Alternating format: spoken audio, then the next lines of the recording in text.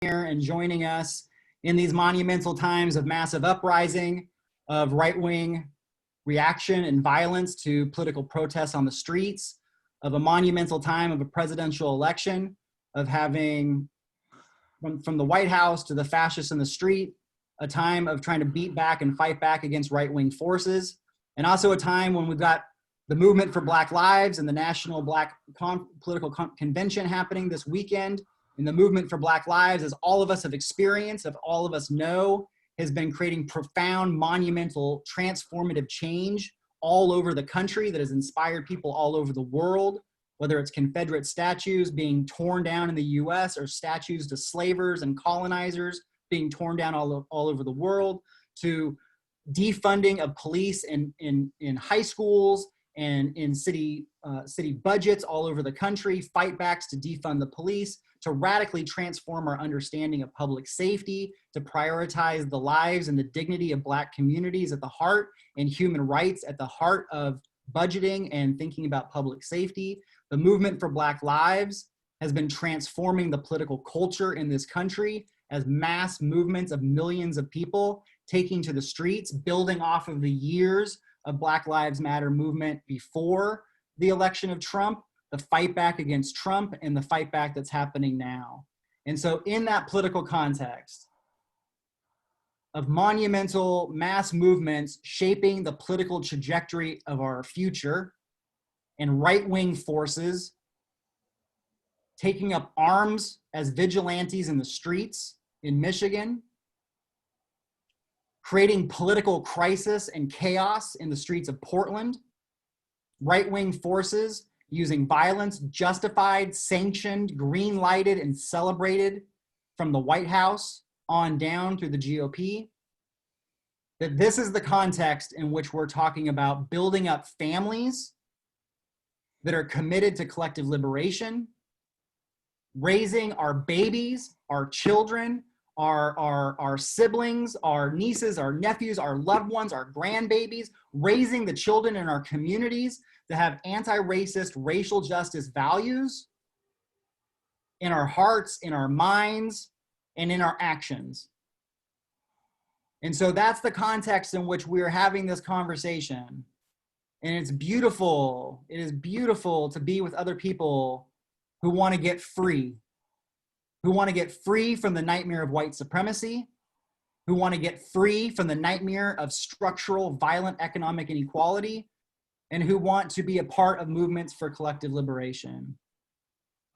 And so we have, for our panel this afternoon, we have Attica and Ashanti Scott, who are going to be sharing from their experience of being an incredible justice family, leaders, individuals who are leaders, and also a family that's committed to justice. And also Kate and Lijah Fosl, who are also justice leaders and who are going to be sharing. So it's a unique and powerful moment to be able to hear from parents about what they've done and how they have lived in their values and their commitments and how they've built their families. And then also to hear their young adult kids talk about what it was like growing up in justice families, what it was like for them coming into consciousness. But also Ashanti and Lijah are social justice leaders in their own right. And so to be able to hear about the experience of parents, but also, you know, kids who came in justice families. And part of the reason for asking Kate and Attica and Ashanti and Lijah is that they're also incredible leaders in Louisville, Kentucky, where I live. And so earlier the five of us were talking about who we want to dedicate our work to tonight. And, you know, the name Breonna Taylor, of the movement for justice for Breonna Taylor, the movement for Black Lives, and how Louisville is at the center of a movement for justice in the world. And Breonna Taylor and the fight in Louisville day in and day out has been transforming the country. And so all of us are from, live in Louisville, Kentucky, and they'll be sharing from their experience. But before we do that, we're gonna break into pairs right now, just to have a moment of building political community with each other, taking a moment just to get into pairs and share, what's on your heart in this moment and what brought you here this afternoon. So we're going to go into pairs. We'll just be in pairs for about 8 minutes. Mark, when you put people into pairs, we'll be in there for 8 minutes, and then we'll come on back and we'll continue with our session. So again, thank you so much for being here and being part of this. And we're going to go into pairs to build with each other, get to know each other, and share what's on our hearts in these times. All right, Zoom magic. Let's see how it goes.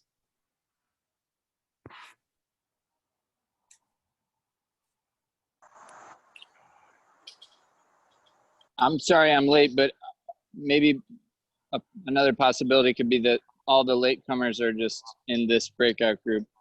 We're gonna have to. Like, I don't know. No, that's fine, Mark. That's fine. Yeah, we're just doing pairs. But Isaac, I see. It's wonderful to hear your voice. Yeah, so yeah, I think, good to be here. yeah, I think we can just.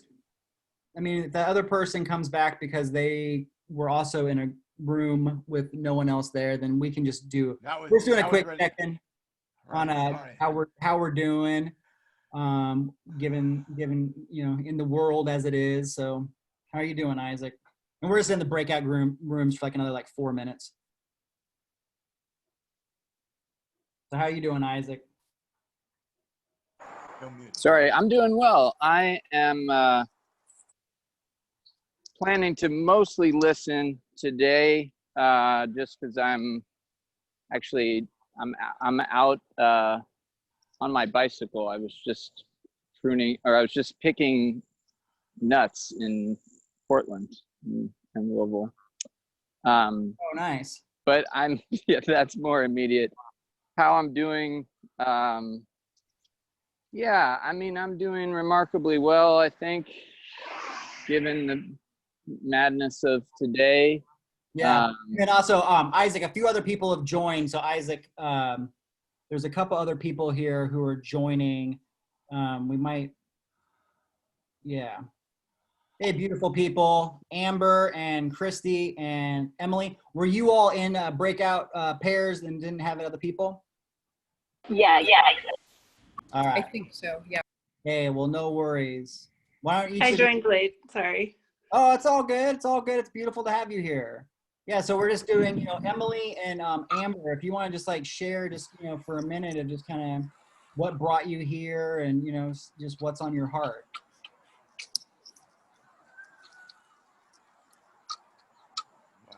I can share. I have a kindergartner, a third grader, and a sixth grader, and have just started taking a course through, I think it's called Your Consulting, out of Portland. That's kind of about creating an abolitionist culture within the family. And so I've been trying to implement a few different things in our family, and interested to learn more. That's fantastic. Thank you so much for being here. And Emily, if you want to share. Yeah, sorry, I'm on a train. That's why I'm masked and also probably unpleasantly surrounded by sound. But I'm a teacher. I'm an elementary school teacher. So I'm just looking for, every resource I can to make sure my teaching style is aligned with abolitionist teaching, anti-racist teaching methods. And I'm also in grad school right now for special ed, a master's in special ed. So I really want to make sure that the overrepresentation of children of color in special ed is, halted and re-examined. Yeah, well, thank you so much for being here. And then Christy, if you don't mind sharing, just a few sentences of what's on your heart and, what brought you here. Sure. I'm in Seattle. I have an incoming second grader and a preschooler, and I've been trying to work on this stuff for several years, and I do a lot of activism and organizing in the adult realm. And so I'm always trying to figure out how to translate that in a way, because I don't feel like I grew up with a model of that about how to talk to kids about this. So I'm just constantly trying to work on it, and I'm really grateful to see this. I actually have one of your books that I'm going to read soon, by the way, Chris. Yeah, but about related to different organizing things. But yeah, so I think it's just always a good reminder. And I think I'm finding the most community around this online, really, because I don't have that many people who are doing this kind of conversation with their kids. So super appreciate this event today. Yeah, well, thank you so much for being here. Yeah, and just in another minute or so, everyone's going to be coming on back together, just doing a little, these breakouts to give people a chance to check in and, why they're here, and just, build political community around this work. And then, yeah, Jamie, I see you just joined, and we're just kind of doing little breakout groups right now just to share what brought us here today. Should I bring everybody back in yet? Yes, that would be fantastic. Okay, give 60 seconds. Everybody All right. come back. So yeah, we'll have 60 seconds here to come on back. And if Amber or Emily or anyone else wants to, yeah, here we go. Now we're starting to come on back. Yeah, now what I will do, once they're all back, if you want, I can mute everybody and not allow them to unmute. No, don't worry about it, Mark. Don't worry about it. It's all Okay, going to good. be fine. All right. Then they'll all be coming back. I'm going to mute myself, and that's it. All right, beautiful people. Coming on back here. And there'll be more folks coming as the One more thing. Quickly, we are unable to live stream. We just do the best we can. It's all good. Okay. I'm going to go to mute. Can you all record and then figure out how to post it up later? Yes. Thank you. Yeah, we're recording it, and it will be posted, and we're going to share it out to everybody so that you can have the link to share with anybody who you would like to. It'll be shared on YouTube, so we can share the link out to our people. So again, thank you to Renee and Mark, who are helping us out with the tech. And also just really want to say a quick, thank you to the folks with, Raising Race Conscious Kids for creating a whole workshop series around themes around building family and parenting and young adult educators and just building up anti-racist racial justice culture in general. And all of it's a fundraiser for Movement for Black Lives.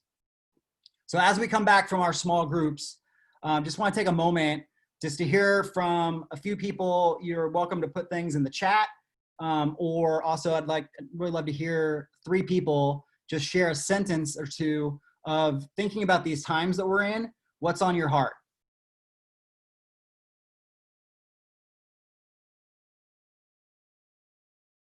So what's on your heart, beautiful people? I'm going to hear 3 people.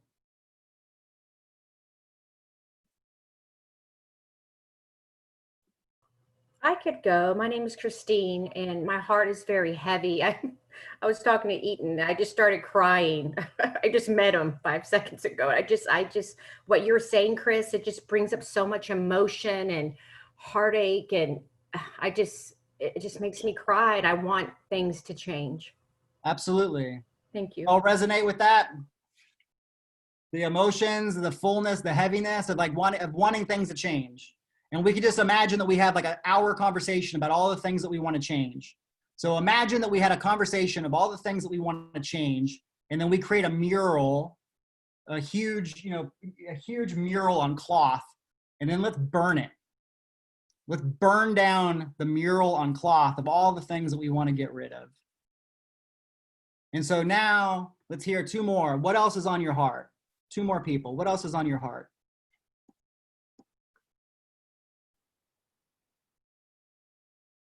Roberta Ray, I see you out there in Seattle. How you doing? What's on your heart?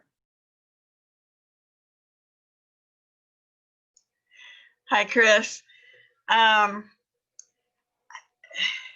Like others, a lot of heaviness, but also experiencing a lot of joy being in this space, and the blessed opportunity to be connecting with people from around the country. the parents in my congregation who asked, how can we start an anti-racist parenting group? And then some of us here together on this meeting to try to make that happen. So those things give me hope. Absolutely. I just want everyone now to think about something that brings you hope. Something that helps you feel a sense of connection to our people, to our communities, to hope, that helps us to feel in our power. And so just real quick, in the chat, feel free to put in a couple of things here of like what brings you hope, but let's hear from two people. What brings you hope? Because we need to connect to our power and to our hope in these times. Because the fascists, the right wing, the white supremacists want us to feel disempowered, alone. And so we have people talking about their kids bringing them hope. Let's hear from two people. Let's bring some hope into this space to bring some energy of what we're fighting for. So two people, what brings you hope?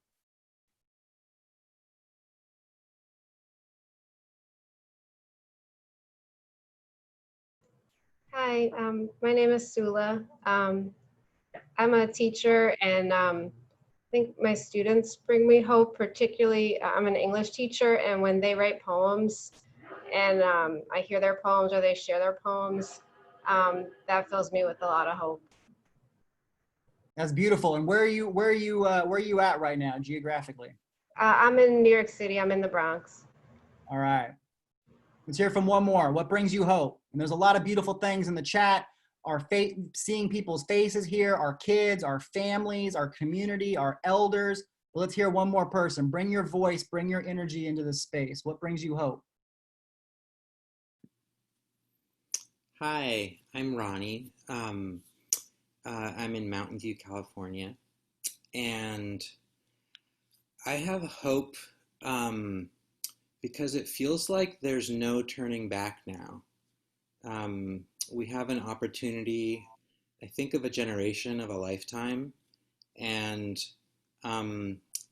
it does feel like we have like a nucleus of people now who see that there are better ways, and that we can be so much more nurturing to each other, and build community and joy and safety in much more person-oriented ways that are respectful and generative, that it feels like we can't go back. Doesn't mean it's going to be easy, but that's hope that I'm holding on to. Absolutely.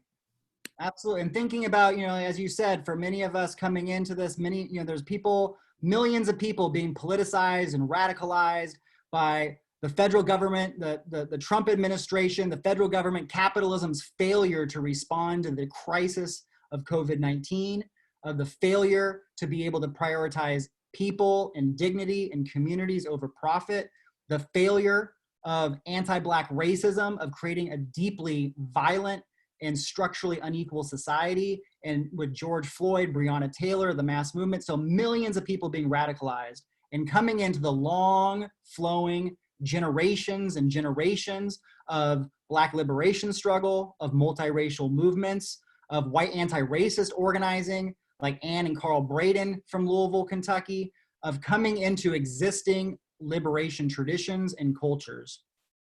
And so with that, we're going to transition, because that's a fitting transition, into our panel.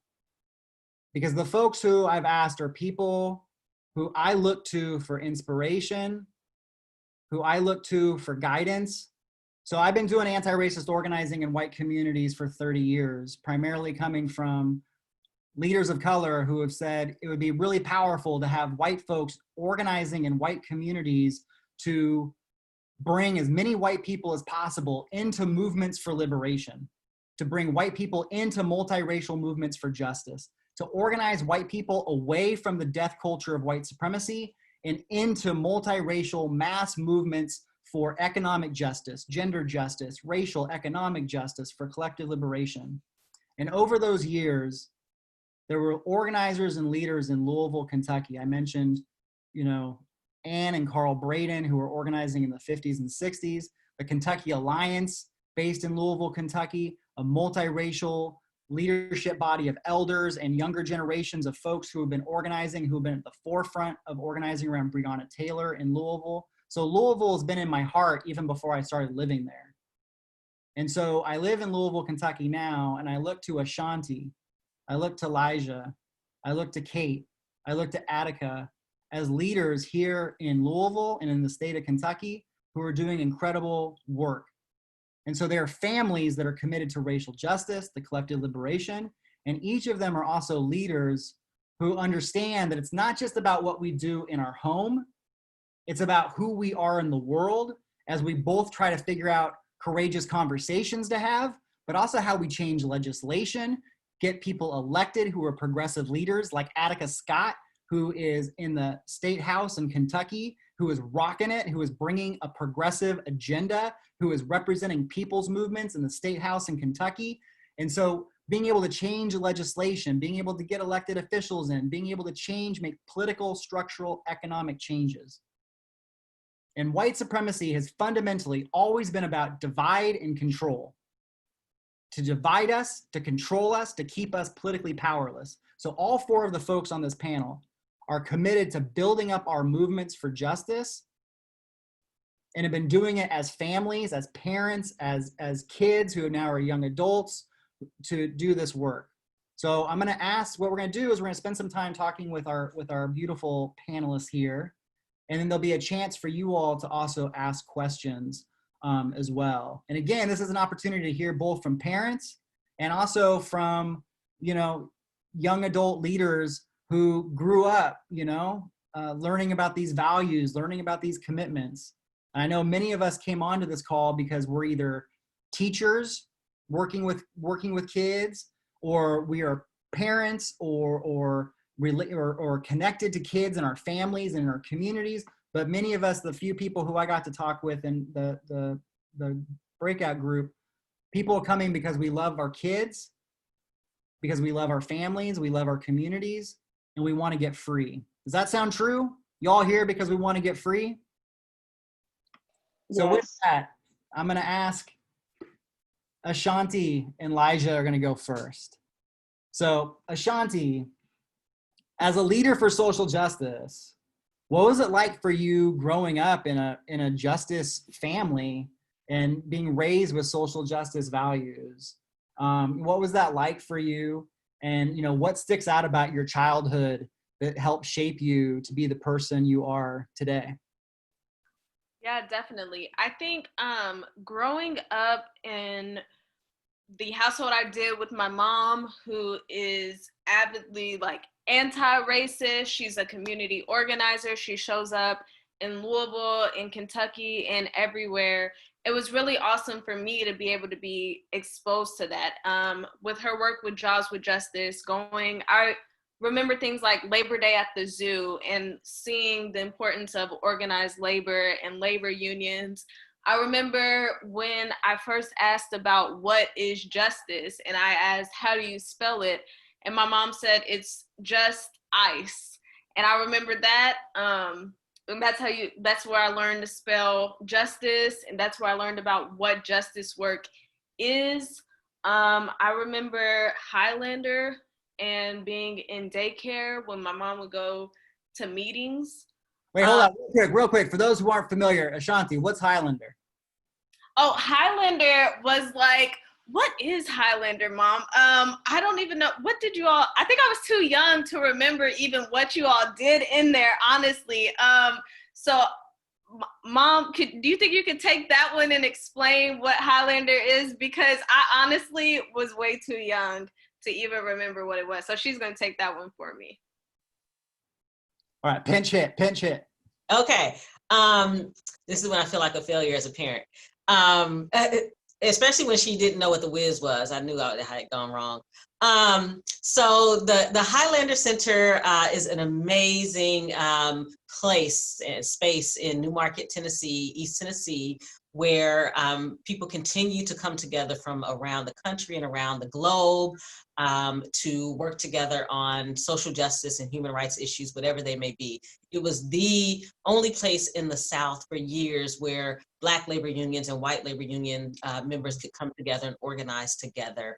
It has been the space where gang members from California have come together to work on gang truces. It's been a space for liberation for so many years. And it's amazing because you're able to come there with your whole family. And what Ashanti talks about with childcare was more than childcare. It really was an opportunity for kids to learn about justice and to figure out how they can show up for justice. So the space continues to exist. And if you aren't familiar with the Highlander Research and Education Center, I encourage you to check them out. All right, Ashanti, way to go. See, it's parent combo, parent kick, back and forth. All right, Ashanti, go. So yeah, so that was definitely one of the instances where I remember my mom showing up, and then I just feel like I was constantly exposed to the important work that was being done in Louisville. I remember the La Casita Center, and I remember leaders of the Latinx community in Louisville going with my mom to that. So it just taught me how to be intersectional activists, and it taught me the importance of showing up for my community in any way I can. And that's one thing that, you know, I'm so grateful that I was raised in the household that I was, to where I'm not afraid, and I am, like we always say, we don't walk in fear. And so I feel like the other side of this does try to intimidate and does try to suppress our voice and suppress what we can do. But I think that that's really what my mom showed me, how to show up and be unafraid when I do that. That answers it. Yes. Thank you so much, Ashanti. All right, Lijah. Same question. Yeah, you know, I mean, I was thinking about this earlier, Chris, and I was like, I mean, I think honestly for a while growing up with a social justice household, I mean, I didn't know that's what I was doing. I thought I was just growing up in a household. Like, I thought that that's just what life was. I thought that, you know, like Anne Braden was a household name. I remember on one day in 5th grade, we had a Black History Month project where we all had to choose a leader from Black history and make a little pamphlet about them. And I was late to class that day, and everybody had already chosen. And I was like, oh, everybody already chose? That means I won't be able to choose Angela Davis.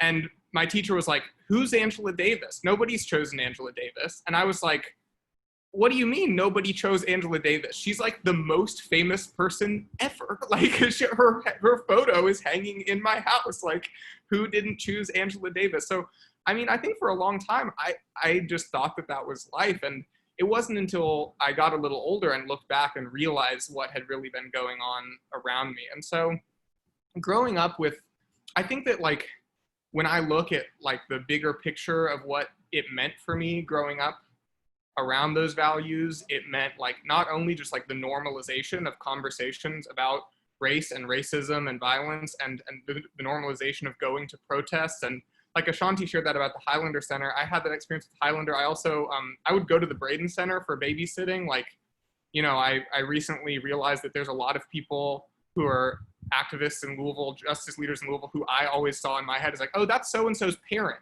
Because I just remember seeing them as like, oh yeah, you know, I know them. Like that's my friend's mom. You know, we used to get babysat together at the Braden Center. And so just like normalizing being around those movements was huge for me. It just like gave me the vocabulary about it. It made it so that when I got a little bit older and was around other justice people, I realized that I had a lot of knowledge that I could pull from that I thought was just like everybody sort of like learned that stuff growing up, but I quickly realized that wasn't true. And yeah, Angela Davis and Anne Braden were not household names for a lot of the people that I was around, and I got to sort of learn and talk about that with other people, and that was really, really helpful for me just growing up. It gave me a fuller picture of the world, and I think that, yeah, an honest picture, you know, I think that honesty was a really big piece of it.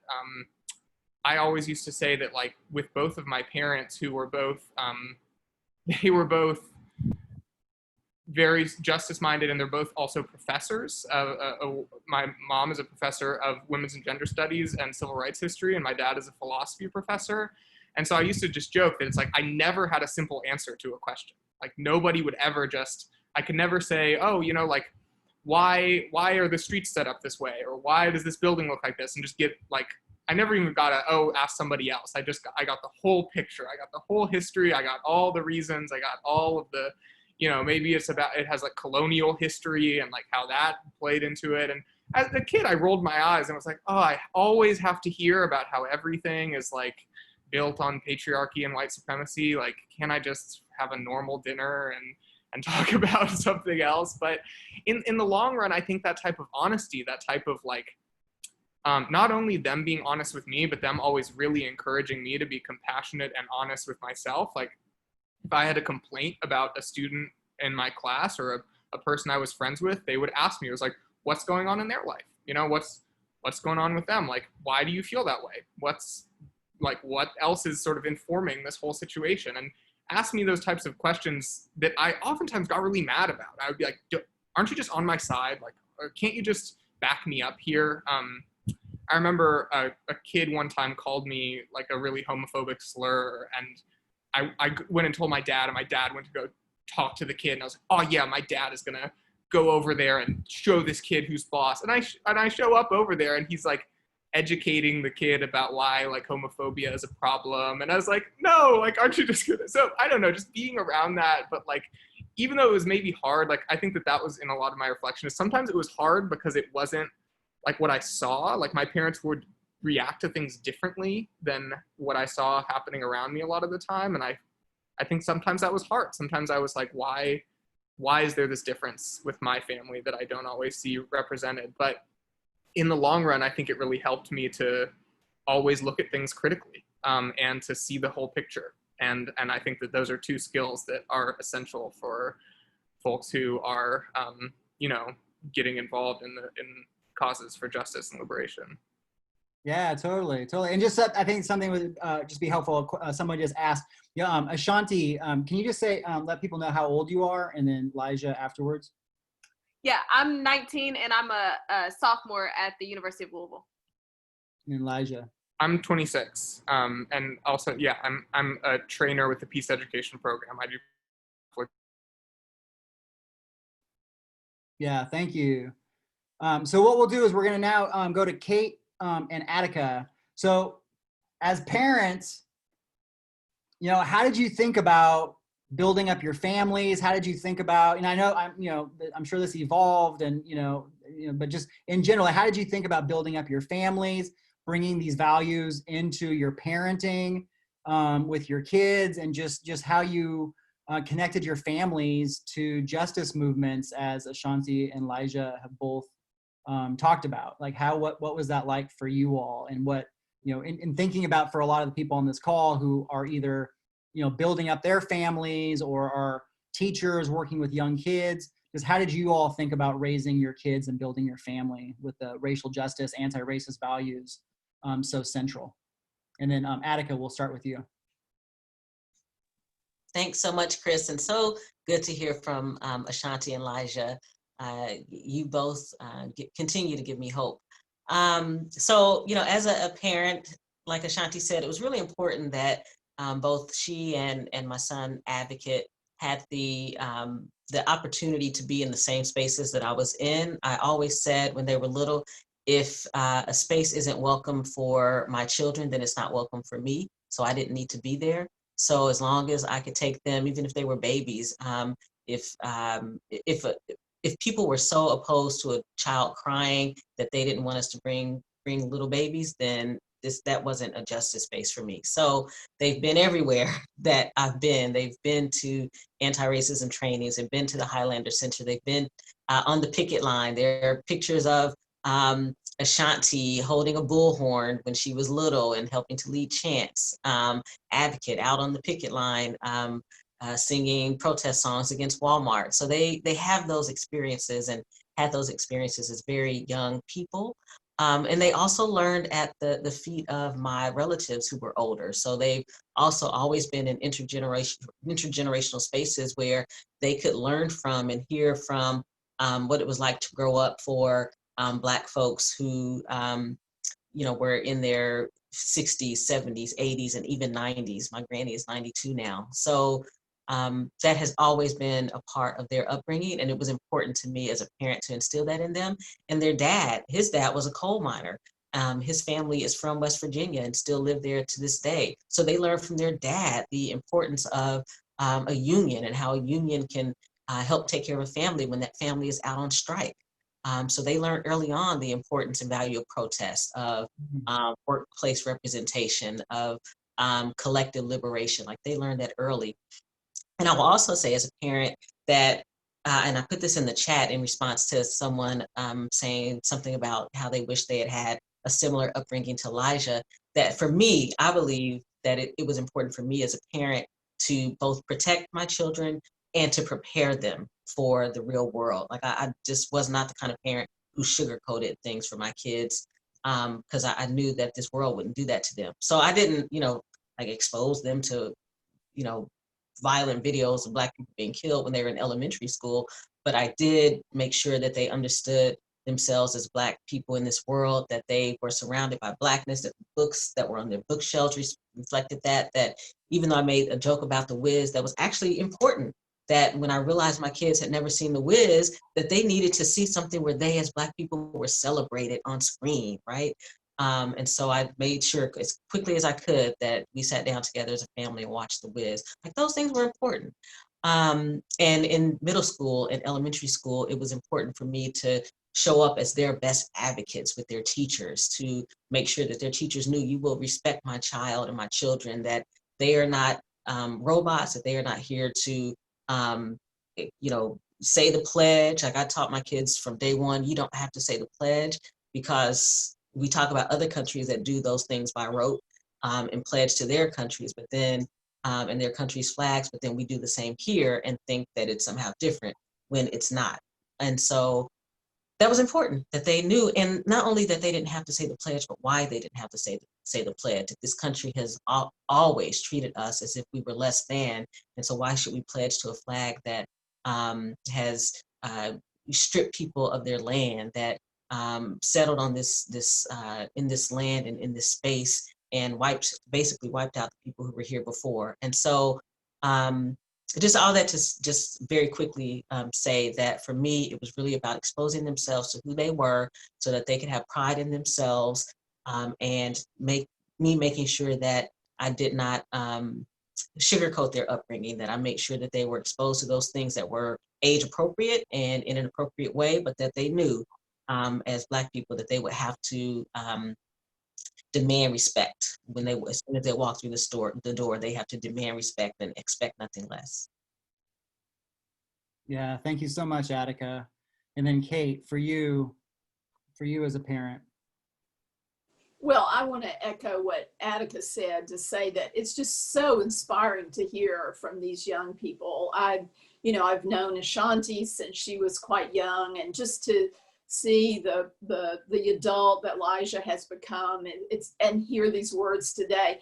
And I was I want to just start with a little word to people who are parents of younger children, because I will say, like, it was never clear to me that they were going to grow up to be strong anti-racists when they were little. I mean, it's easy enough to sort of indoctrinate your child or get them. I mean, your way is the way, sort of like what Lijah said. But then when they get older, the creeping power of whiteness and white privilege you just don't know how it's going to work out. So I guess it's just so hopeful to me to hear where these young people are today. And so I think sometimes you despair as a parent of younger children. It's like, oh my gosh, we're against the grain. I mean, Lijah said it. Our family was often against the grain, certainly with white culture. And my own family culture was very different. I think I'm elder of this bunch. I could safely say I grew up in rural Georgia. I was raised by people who were, you know, segregationists, racists. They were very intentional in the lessons they taught me.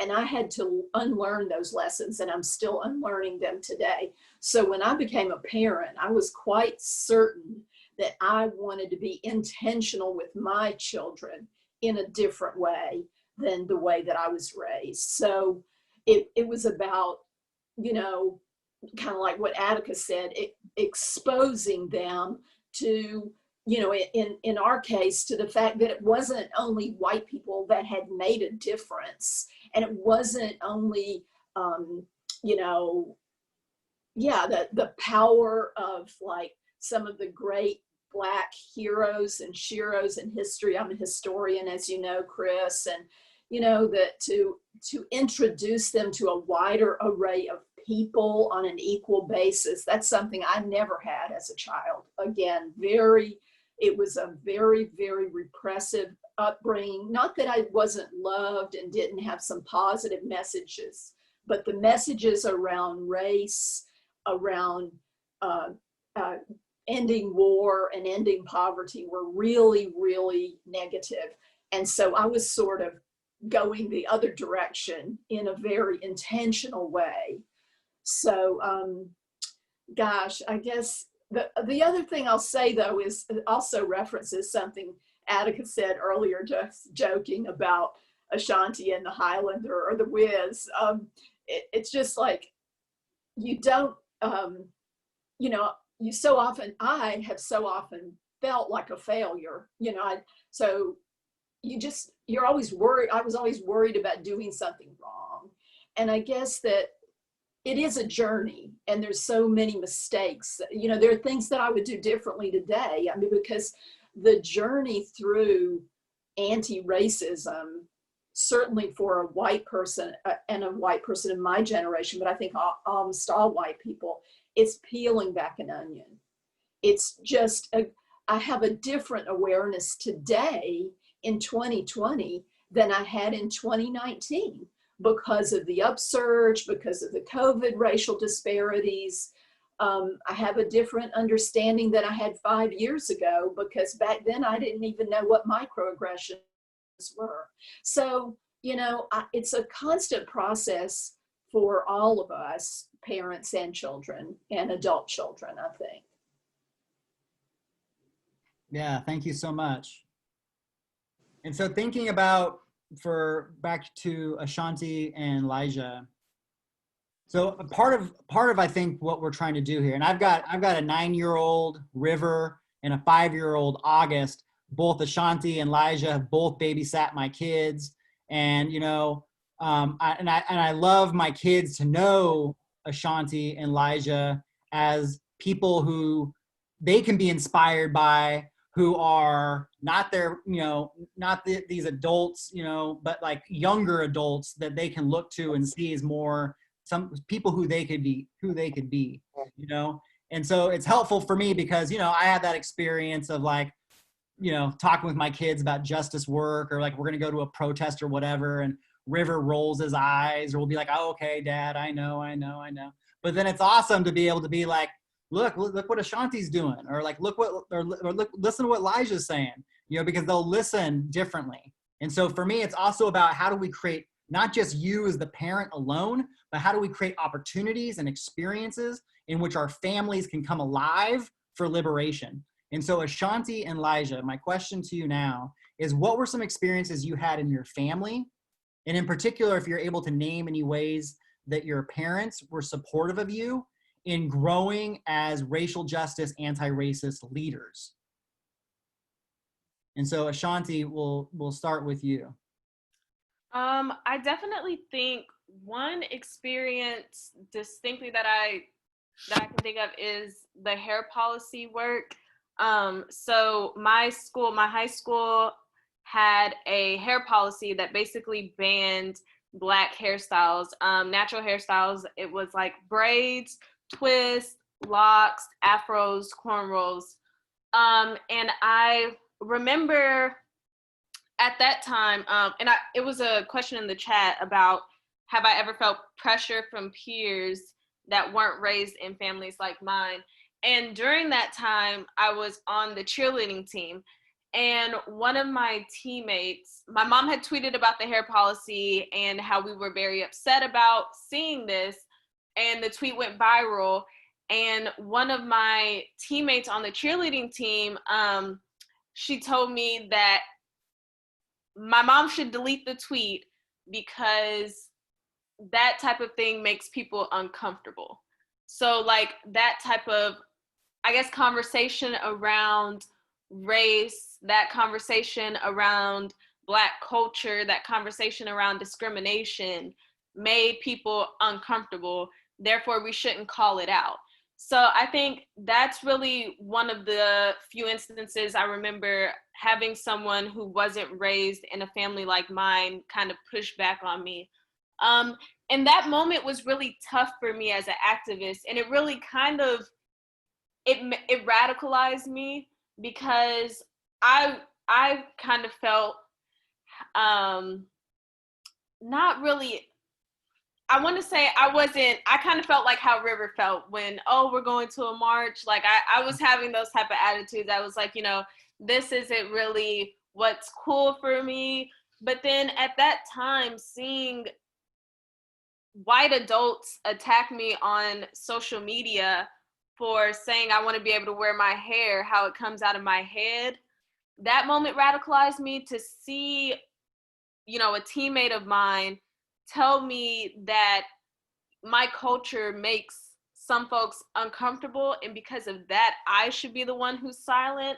That pushed me. And just seeing the response of my school's administration, that radicalized me as well, because I had a Black principal who was not for the way we called them out, who was not even really against the policy, who didn't see the problematic nature of the policy. And that really showed me, you know, how anti-Blackness can be within the Black community and we don't even see it ourselves. So I think that is a moment that really radicalized me. And then also to what my mom said about teaching me to not say the pledge. And then when the Kaepernick movement happened, and, you know, I'd never said the pledge, but seeing a white friend I had who wanted to sit during the pledge, and we sat together during the pledge, and, you know, I was able to tell her about my experience with my mom and those experiences, and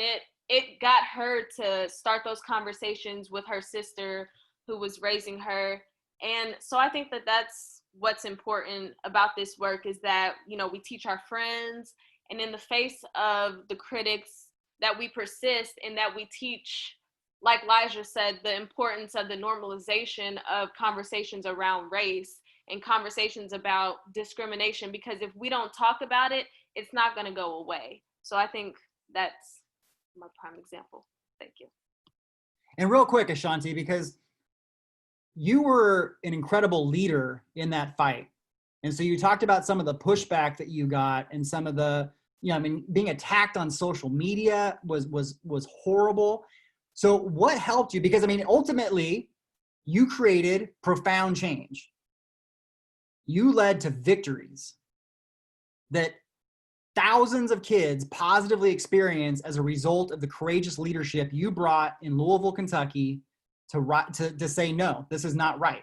So what helped you to stay grounded and continue to bring leadership and stay committed to your values, both with that kind of pressure and staying fortified in your commitment that ultimately led to significant positive change?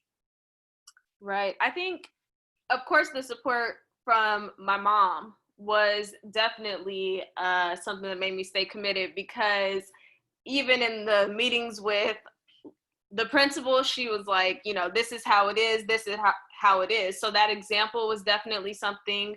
Also, my classmates, which this just shows the importance of raising anti-racist children. My classmates who, on the first day of school, because it happened like 2 weeks before the school year started. And so that first day I was really worried, because some of the people who were attacking me online were the parents of some of the children who attended that school. So I didn't know if they were going to have their kids, you know, come at me or something on the first day of school. So those kids walked in on the first day with me. They organized all of us walking in together. So that was definitely something that kept me going. And then also leaders in my community who came on my social media and was posting in defense of me. They were posting pictures of their natural hair and saying, you know, unapologetically beautiful and my natural, and they would tag me in their pictures. So I think that was definitely, and then also hearing stories that got me connected on a global front, because there was a school in, I can't remember which country in Africa it was, but there was a school that had banned natural hair, and there was a movement they were trying to generate around that, and they reached out to me and they were like, what you're doing in Kentucky, it's inspiring, it's awesome. So to know that I was inspiring other people to make change, and to know that this change right here would be, like you said, it would impact thousands of people positively for years to come, I think that's what really kept me going. Absolutely. And then your mom bringing statewide legislation to prevent this. So, I mean, this work is so powerful. So Lijah, to you about your experiences around helping you come into leadership, because we want to get free.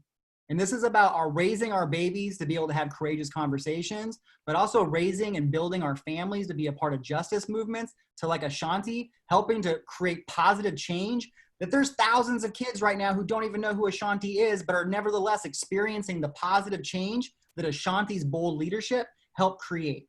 We want to change reality, not just to have our kids understand this messed up system, but to positively change this messed up system into a justice reality. So Lijah, you are a beautiful justice leader. And so just a couple of examples from your experience. Yeah, thank you, Chris. And yeah, I do want to just take a second to lift up Ashanti and Attica both. You know, I mean, Attica, I think when we're talking about like the importance of doing this parenting, of like introducing your child to other people outside of yourself that they can look up to, like what Ashanti was saying, and like you're saying, Chris. I mean, Attica was that for me growing up. So like her work here, I mean, you said some of it at the beginning, Chris, and I can't even say how much of an iconic leader Attica has been in this community. And Ashanti, I knew when we were really young, and then growing up, I feel like there was this solidarity that I understood. I was like, I know what it kind of means to like be in someone's shadow, be in your parents' shadow. But like I met Ashanti when she was like 16 or something, and I was like, Ashanti's not living in anybody's shadow. Ashanti is absolutely out here doing her own thing. So I just really do want to lift up the amazing work that both of y'all have done, and make that point that Chris and Ashanti,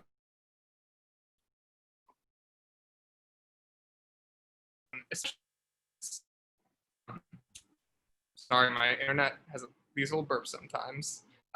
You really can't do it alone, and you will have those moments that your child like doesn't want to do things you think are cool, or doesn't want to do things you say you should do. And having like a broad network of people to look up to. Like there were moments that I didn't want to hear anything from my mom or my dad, but knowing that people like Ann Braden and Angela Davis were the people I looked up to in culture and just like as heroes, like that helped me stay grounded even when I was like really rebelling against them. So I think it's really important that we have those like broad networks of community outside of just like, if your parents are the only voice of justice in your life, when you get to the point where you're rebelling against your parents, there's not going to be other things that are sort of holding that space for you. And the second thing that I want to say is like, I would love, when I'm thinking about you, because you asked about like memories or experiences, Chris, I would love for all of you all to think that I like grew up and was just like always this awesome leader for racial justice and just like fighting the good fight, like came out of 6th grade swinging, like organizing. But that's not true.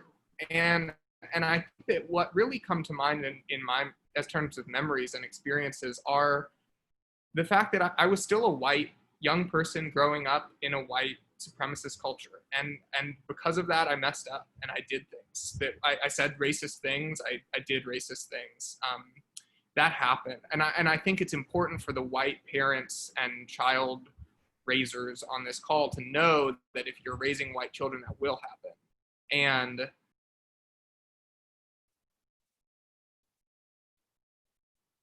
my had done something that was they would tell me I'd done something that was emboldening white supremacy or was just outright racist. And I can think of times where I said something. There was a time at the hotel and we walked past the pool. We walked past, kept walking, and I turned to my mom and I was like, "Why is it all black kids in the pool?" And my mom was like, "Why are you asking me that?" Maybe she didn't use that tone of voice, but she was like, why does that mean something to you? Why are you paying attention to that? Would you have said that if that was all white kids? And my reaction was really intense. I was like, my mom is attacking me and calling me a racist, and I didn't mean anything by what I said, so why should I have to go through this? And I reacted very strongly and very negatively, and there are countless times like that. There are times that I had friends over, my mom or my dad would comment that my friends were all white, or there were times that my mom heard my friends say something from another room and then said, "Hey, your friend said something really racist and that's really not okay." And those moments were extremely difficult for me. And I think that when we're talking about taking down white supremacy, dismantling it, we learned that white people living in white supremacy, I teach now that we have a very narrow window of tolerance. And I'm not going to get into all of the psychology about it, but it's true that like white people, when confronted or challenged on racism, have a really volatile response often. And if we're raising white kids, we need to teach them how to have to be confronted like that, because oftentimes that volatility from white adults comes from they've never been confronted, they never had that challenge, and it's not easy. I mean, if you're a parent, because your kid might respond like how I respond. I was very angry with my mom. I thought it was unjust and unfair, and how dare she say these things to me. Hey, Elijah, you're cutting off right now, but we'll come back to you. Oh, sorry. Yeah. It's all sorry good. About that. This is just, it reflects the difficulty of talking about how we raise white kids to be anti-racist, racial justice warriors in the society, and sometimes communicating about that. There's structural difficulties in doing that. So it's representational of the journey. That's great. Perfect, Chris. And so what we're gonna do, and we'll come back to you, Elijah. Okay. And so with Attica and Kate, if there's any advice, and we'll go to you, Kate, first, and then we'll go to Attica. But thinking about for parents, for people out there who love and want to have positive influence and educational relationship to kids, any advice that you would have about from your own experience? Chris, this is Mark. Yes, Mark, real quick. What do you got? There was a massive internet backbone outage several hours ago. We might be feeling some of the after effects from that, just to let you know. It's all right. It's all part of the journey. It's difficult. I know. Okay, we do the best we can. We build movements the best we can in difficult terrain. But in this situation, we're gonna, Kate, what advice do you have? There's sort of two things that I think are important. I mean, there's more than two, but the two that are right front and center for me are like, I think that we should start early having those conversations. And we had those conversations. My kids and I had them, my partner, and we all had them. And I think, as some of this conversation suggests, like maybe I would, if I had it to do over, I would spend more time trying to talk to my kids about how to have them with other people, because like you live and learn, right?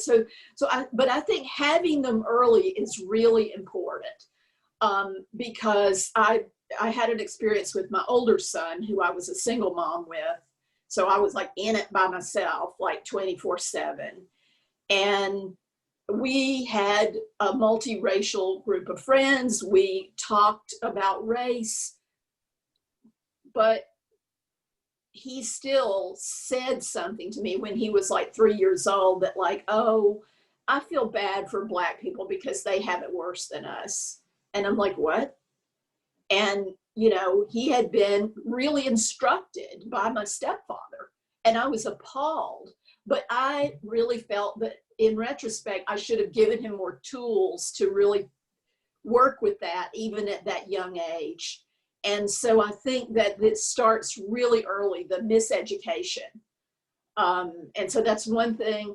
And I think the other thing is, I don't want to make it sound like, oh, you know, I have Black friends, so I'm not racist. That is a simplistic thing to say, and I'm not saying that.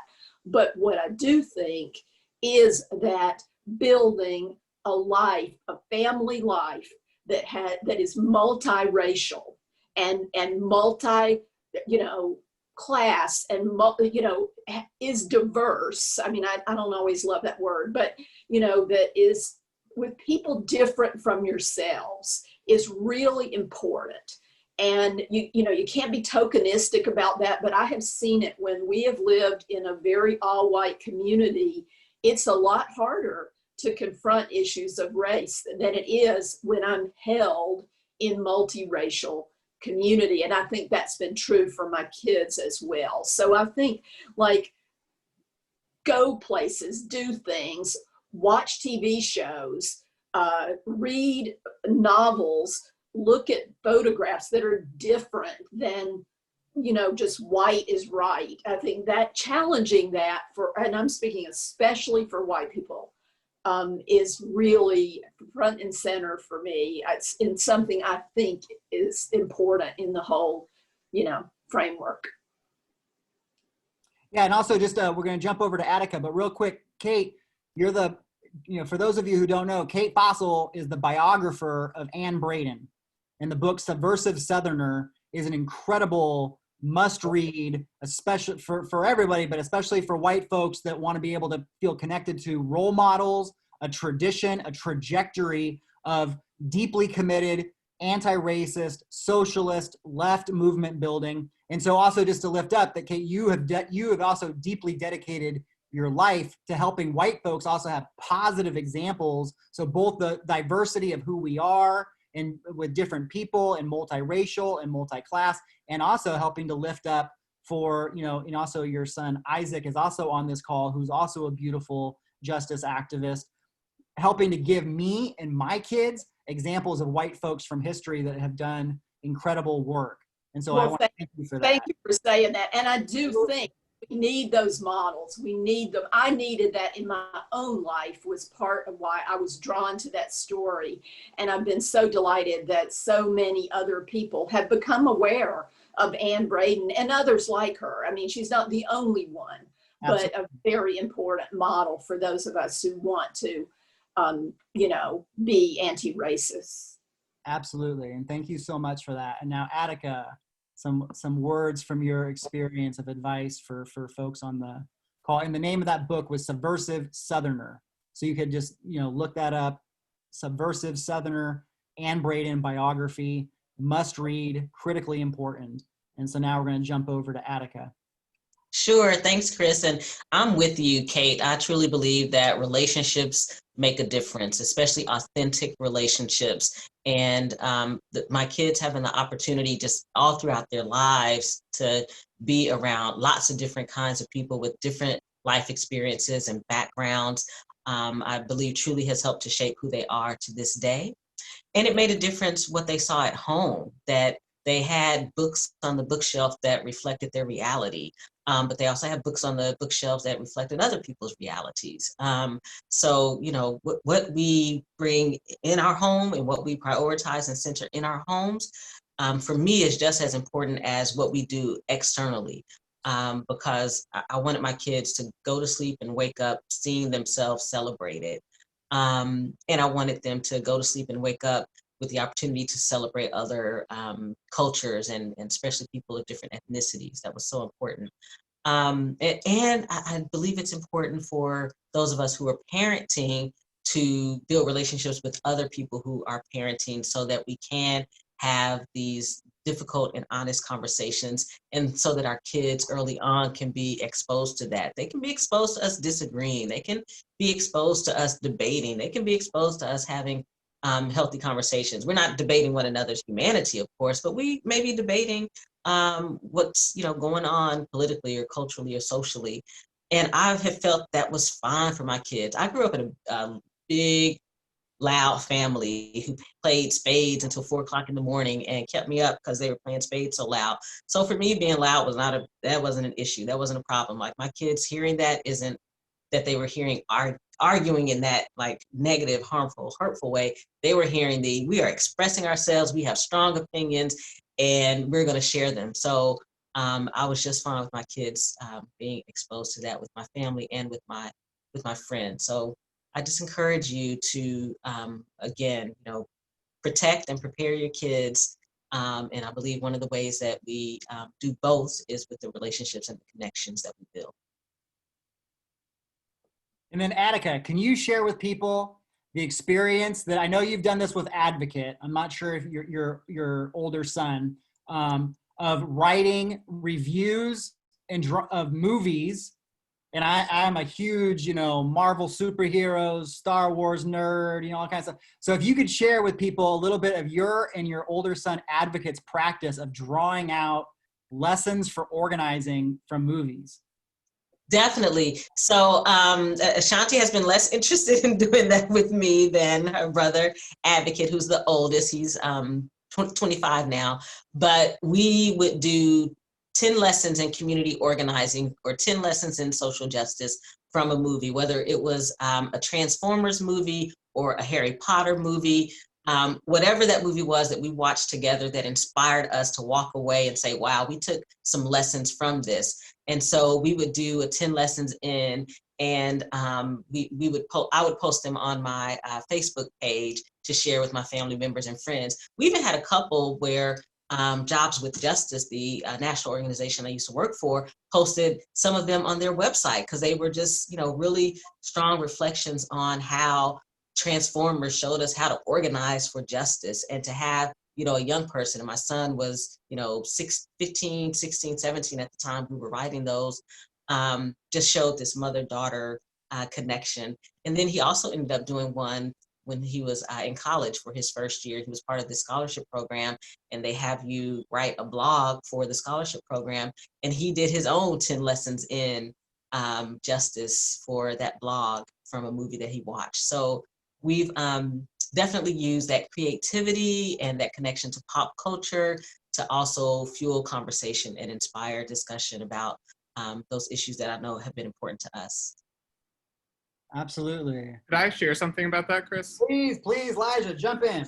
I just wanted to share that Advocate and I one time went to go see the Twilight movie, which first of all, everybody was like, oh, like, y'all are boys, you can't see a Twilight movie. And both of us were like, yeah, we don't believe in all that gender roles bullshit. So that's all cool with us. And we tore that movie apart, man. I mean, we like went to McAllister's Deli after we had seen it and like really tore it apart. So that film, that critical knowledge, I was like, I remember doing that with Advocate for sure. Absolutely. So let's just take a moment here. And so for those of you who have been listening to the panel, let's just take a few moments. You can put it in the chat, but let's also hear from a few of you. What have you heard from this incredible crew that really resonates for you, that you want to lift up as something that that's important, that is on your heart of what you want to bring forward? So let's hear, you can put some things in the chat, but let's hear from 3 or 4 of you of what you've heard that resonates, and then a sentence or two about why it resonates. So let's hear from 3 or 4 folks. The not sugarcoating, protecting and preparing your kids, absolutely. And then let's see, who's jumping in? Stevie? Stevie. Go for it. Yeah, I really appreciated Kate saying that you felt like afraid to make a mistake. And Lijah saying that, you did sometimes make mistakes. So I think, I know that fear holds me back from having these difficult conversations with my kid, that I'm going to say something wrong or lead them to do something wrong, but to know that that's part of it and we do it anyway. It's an important reminder. Thank you. 2 more. I will.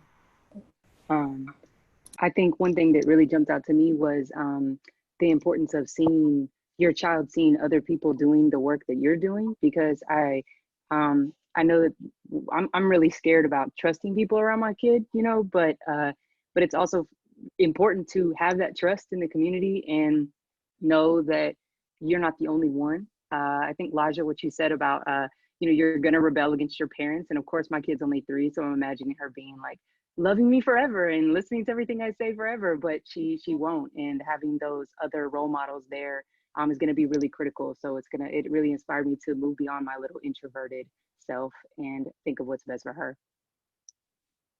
Thank you. Thank you. Let's hear another person. What resonated for you that you want to move forward? Can I share something? Please go, Amber. Something that stuck out for me was the importance of being creative.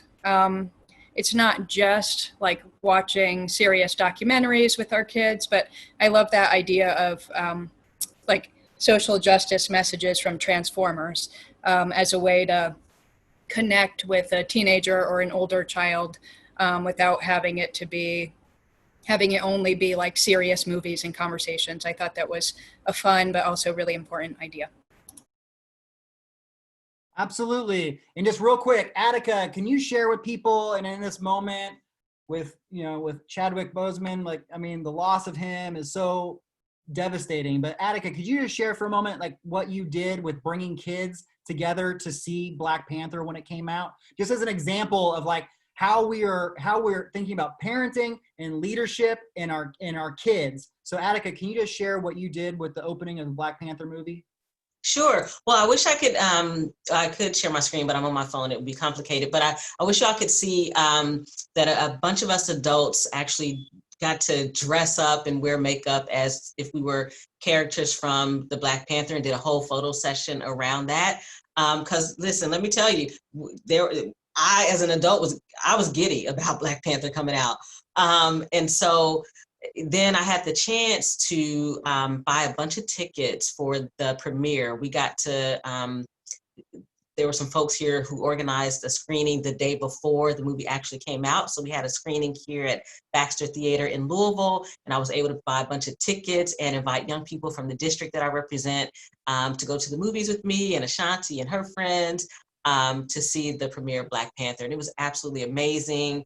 Everybody was treated like they were a celebrity. There was, you know, good food by Black-owned restaurants that were there. And, you know, like Chris said, my kids and I are all about Marvel. And so we've seen all the movies. So we kind of knew what to expect. But you knew you were in a theater of people who had never been to a Marvel movie in their lives because they never really saw themselves reflected in it.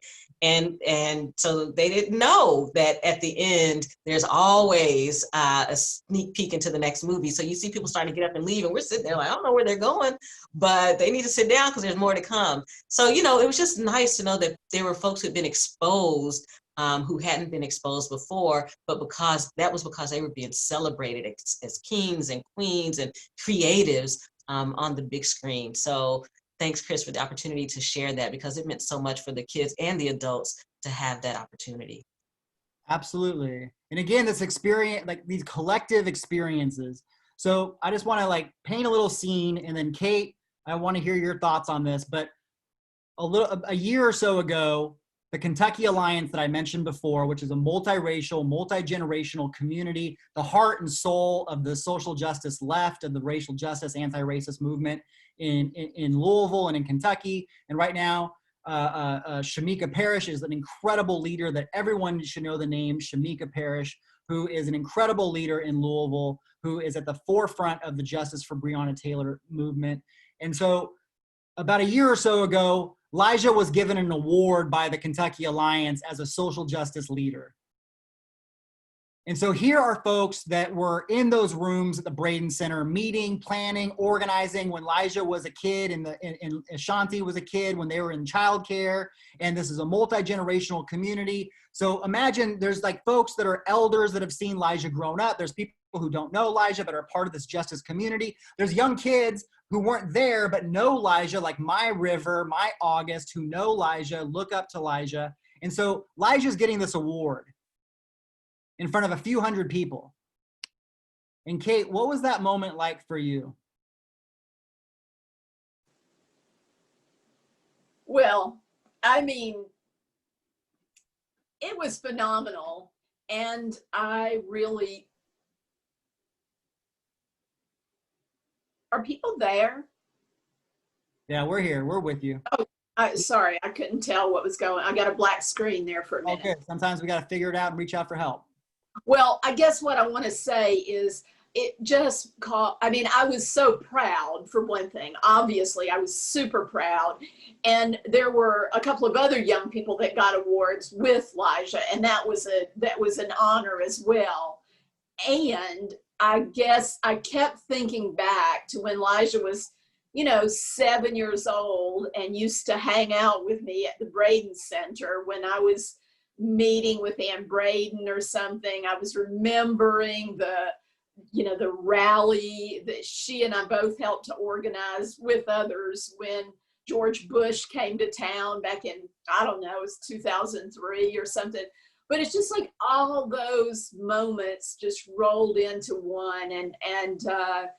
I was aware of the people that weren't there to see that. I mean, especially her, but it was a highlight of my recent years for sure. I guess one last thing I want to say is to raise up the idea of co-mentorship, because I think as Lijah has matured and become an activist in their own right, and I mean, they are much more connected in this town than I am at the moment. I want to find out what's going on. I'll ask Lijah. And it is that I learned so much from them these days. And so it's just been an amazing, I mean, I'm a lucky woman, let's just say that. So I want to paint one more scene. Ashanti mentioned going to the Labor Day union, the Labor Day festival, where it's like unions in Kentucky come together, social progressive, activists come together. It's an amazing thing. And so a couple years ago, I went with Ashanti and Attica. And Attica is an incredible, not just as an elected official. So when you think of the Democratic Party, yes, we could all think about people who are deeply disappointing, who are connected to empire, who are connected to, advancing policy and legislation. But I want you, next time you think about the Democratic Party, to think of Attica Scott. And Attica Scott has been working to get progressive candidates all over the state elected, build up political campaigns. Charles Booker was an incredible campaign. Attica Scott has been the heart of not only the grassroots movement in Kentucky, but building up elected political power. So Attica is at the Labor Day festival. And me and Ashanti are kind of like walking around, we're kind of like, her entourage. And what I noticed was like Attica would be in deep conversation with various people. And then Attica would finish a conversation and Ashanti would say, "Mom, that's the next person that was wanting to talk with you. And she's from such and such."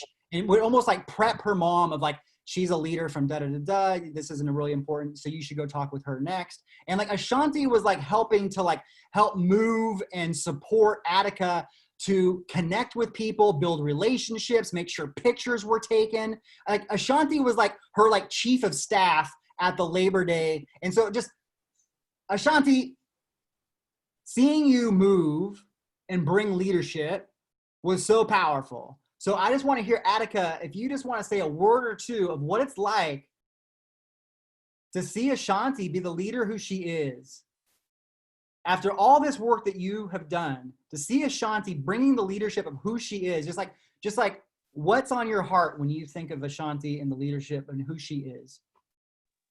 One of the first things I think about is when she was in middle school and some kids were bullying a student who they assumed was gay. And Ashanti told them, if you're going to bully him, you have to go through me first. And that was the last time they bullied him.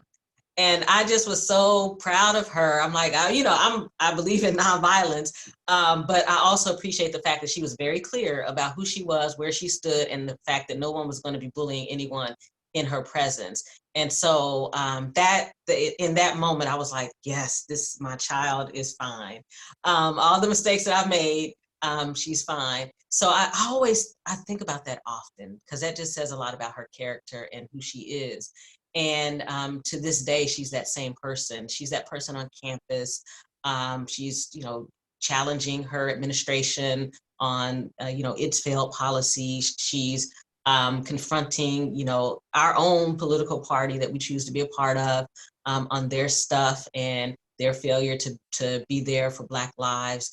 But not only, challenging folks on their failures, but she's also uplifting people who are about the business and who are about human rights and social justice. She's always lifting up people, and especially young people. And you saw in the chat her lifting up Miss Shamika and her work with the Bell Project and holding space at Injustice Square Park for justice for Breonna Taylor.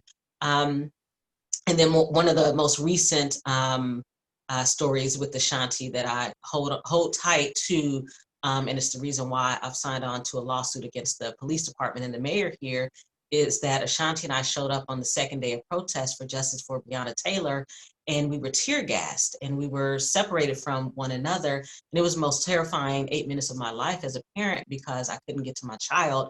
The tear gas smoke was so thick that I literally could not get across the street to her where she was.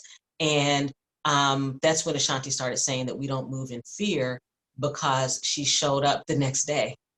The next day she was there to protest again, and then the next day and the next day and the next day, and she has continued to show up.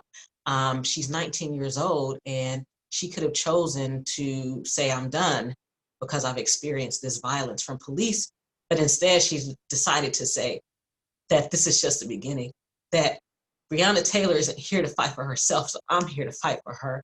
That's right. So, just want you to know that I'm proud of you, Ashanti, and I love you. That's right. Just breathe it in, y'all. This is what we're doing. Yes, it's about having these courageous conversations. Yes, it's about supporting and loving our babies. And it's about building up a culture of love and resilience and solidarity and relationship. It's about building up the nourishment for joy, for spirit, and for liberation. It's not just the anti-racism part, it's the liberation nourishment to be able to rise as leaders and as communities and as families.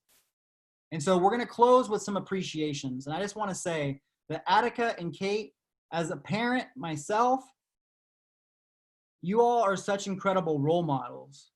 And when we see you with the kids, I'll be like, there's Auntie Attica, there's Auntie Kate.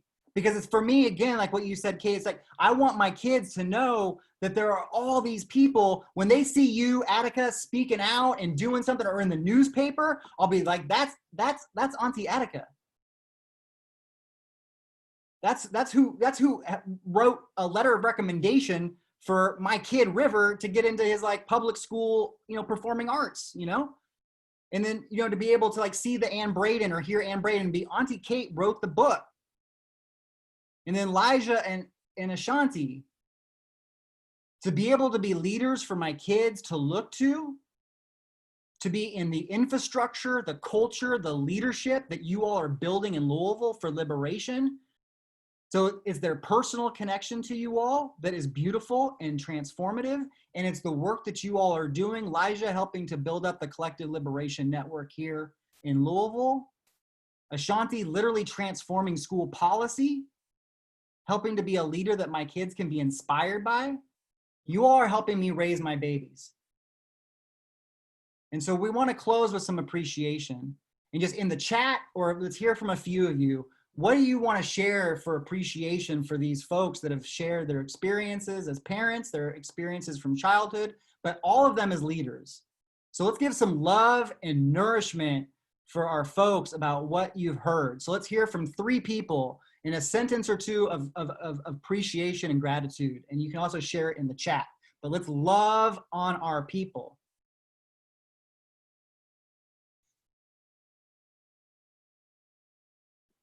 Who wants to speak first? Bring your voice, bring your energy into the space as we close.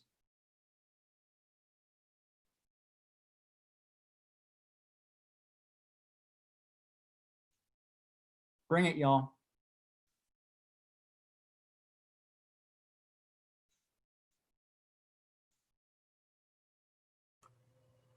Hi, this is Christine again. I just wanted to thank you, Kate and Attica, for sharing your children with us and your stories. It's y'all did good. Y'all really did good jobs. And thank you, Ashanti, and you're just a great role model. And I see my kids, and I just hope that I could show them that young people can make a difference. And hearing your story, Elijah, your story too, it just gives me hope that young people will change this world.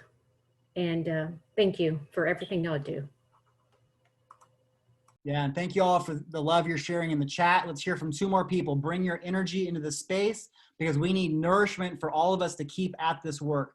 Nourishment that keeps us connected, nourishment that keeps us alive. Because again, whenever we feel despair, supremacy systems are deeply committed to us feeling disempowered and to feel like we are not able to make change.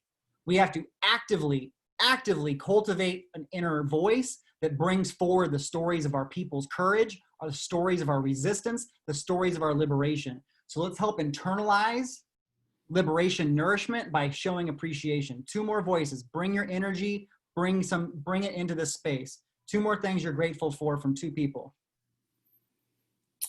Attica and Kate and Ashanti and Lijah, thank you for your generosity with each other and with us, and for permission to not get it right all the time, and to also learn from each other in both directions, because there's so many ways that we can lift each other up, mother to daughter, daughter to mother, in every direction.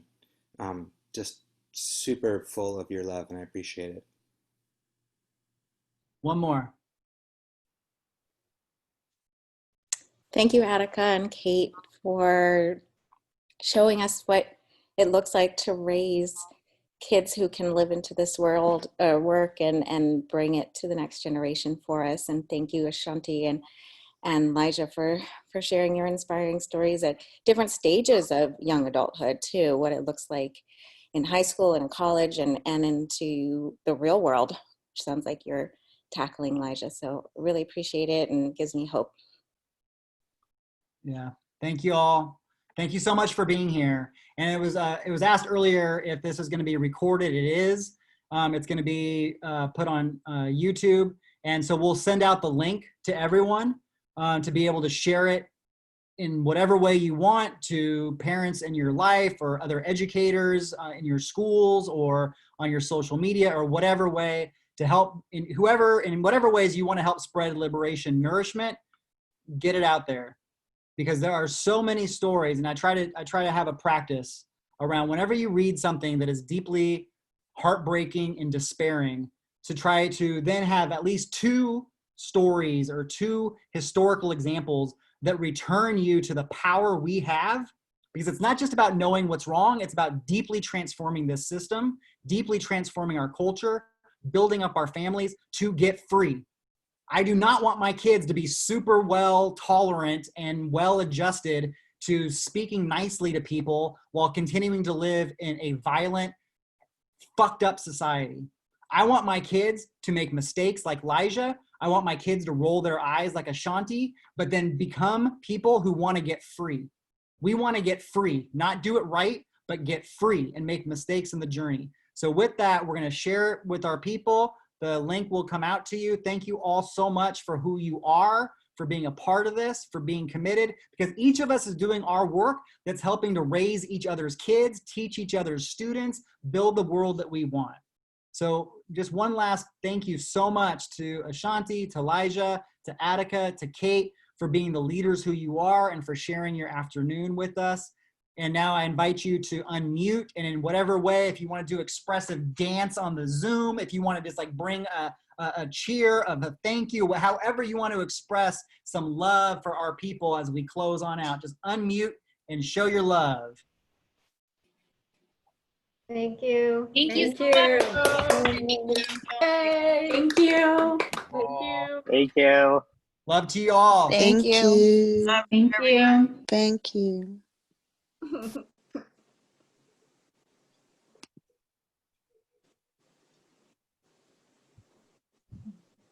And then we can unrecord Renee.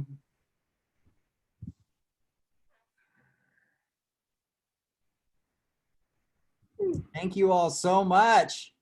Renee and Mark, thank you so much for doing the tech and, trying to do what we can with Facebook Live, but now we got the YouTube, link that we'll get out, and so that'll be great. Good work. Thanks, Chris. Thanks, Kate, Lijah, and Ashanti. Yeah, so good Thank to you see all you. so much for being on the panel. Absolutely. Thank you again, Chris, for inviting us too. Yeah, and I'll get that link out. We can share it, and you all were beautiful. Yeah, you too. That part at the end, really, really strong. Thank you. Bye, y'all. Send River in August my love, okay? I will, for sure. All right, see ya. Bye-bye. I think I stay on to be last. All right, well, thank you so much, Renee. And then, Renee, would you mind, once you're able to just send the link out on the email?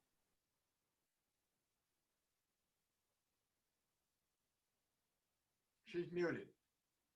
I'll follow up with her, but thank you all so much, and thank you, Mark, for all your work on the tech. I really appreciate it.